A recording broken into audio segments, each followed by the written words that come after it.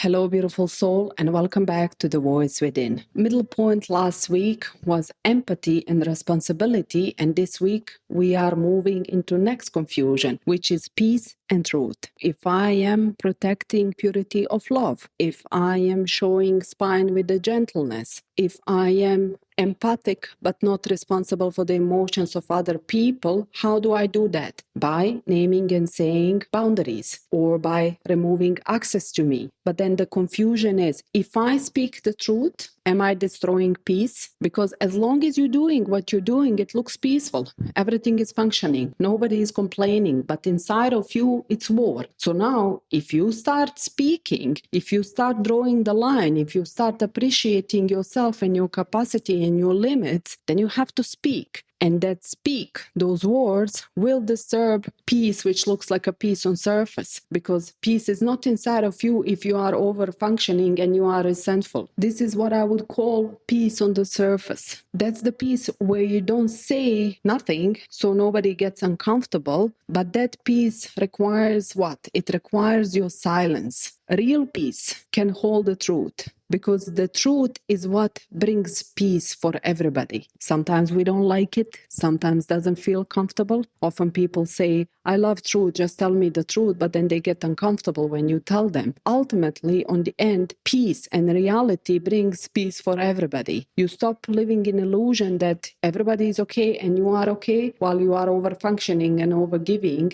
You start appreciating yourself, your capacity, your limits, and you speak the truth with the spine, with the gentleness, and you bring peace to everybody, including yourself. We, like a woman, we are trained to don't disturb, to protect atmosphere, to protect peace by not speaking. And then we have opposite, which is be sharp and say the truth, which is often, I would say, survival mechanism when we are often pushed to be silent. So we learn like opposite direction. I'm not going to be silent. I'm going to speak. I'm going to say the truth. I'm going to fight. I'm going to stand up. But if we blend this into previous episodes, I can be gentle with spine. I can love without betraying myself. I can understand without being responsible to fix people and people emotions. Then the byproduct of all of this is I can be authentic in truth and create peace with the truth. Because then you are not performing anymore. You are honest. This is my capacity. This is my limits. This is what I can accept, what I cannot accept. This is who I am. This is how I live. And you are honest about who you are. So that means you are authentic. And when you are authentic in your truth, then you create peace for everybody. Because listen, nobody can push you to give and do something beyond your capacity. But you have to be the one who is responsible for that capacity, like we spoke in previous podcast episode. When you are responsible, then you are responsible to name that capacity. When you name that capacity, that's truth. At the beginning, people get uncomfortable with it, but over the time, people start to understand that this is your capacity and they start respecting that capacity. So the peace is not, I keep everything inside of myself and I am silent, and truth is not, I say everything and nothing stays inside of me. We don't have to swing in none of these extremes. We can be in that middle point. I respect my capacity, but when I reach my capacity, I speak peacefully. Again, going back to the previous podcast episode in this mini series. Why? Because I am empathic and I'm responsible for myself and my emotions. I cannot be responsible for your emotions. Why? Because I am trying to protect purity of our love so I don't create resentment inside of myself with repeating self-betrayal. Why again? Because I am gentle and I have spine, and I'm choosing that middle point where I am gentle in my speech, responsible for myself and my emotions, creating truth and peace with the way I speak, responsible for the way I am impacting other people with the way I speak, but at the same time, I'm not trying to